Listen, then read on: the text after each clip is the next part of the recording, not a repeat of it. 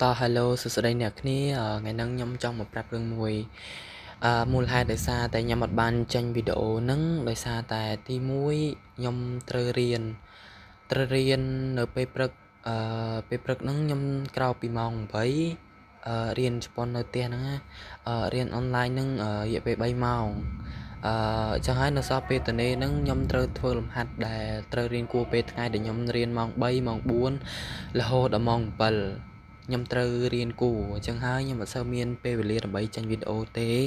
ហើយក៏ទោះបីចេញវីដេអូក៏ខ្ញុំមិនដឹងថាចេញវីដេអូឲ្យដែរបើសិនជាអ្នកគ្នាមាន topic ចង់ខ្ញុំនិយាយក៏អាចឆាតអាច comment ប្រាប់ខ្ញុំបានដោយសារខ្ញុំមិនដឹងថារក topic អីនិយាយទេហើយខ្ញុំក៏រៀងរវល់រឿងរៀនភាសាជប៉ុនដែរព្រោះវាមានសារៈសំខាន់ចំពោះខ្ញុំដោយសារខ្ញុំត្រូវទៅរៀន University នៅជប៉ុនអញ្ចឹងណាប៉ុន្តែខ្ញុំប្រហែលជានៅរៀននៅខ្មែរមួយឆ្នាំដើម្បីប្រឹងវិស័យជប៉ុនខ្ញុំអញ្ចឹងហើយខ្ញុំត្រូវប្រឹងចាប់ពេលនេះទៅបើសិនជាខ្ញុំអត់ប្រឹងទេ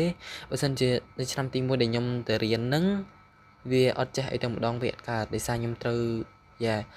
វរៀនខ្លួនឯងផងនិងរៀនជាមួយគ្រូផងនិងរៀនអនឡាញផងអញ្ចឹងហើយវាអត់សូវមានពេលវេលាដើម្បីយើងផ្ដល់ឲ្យ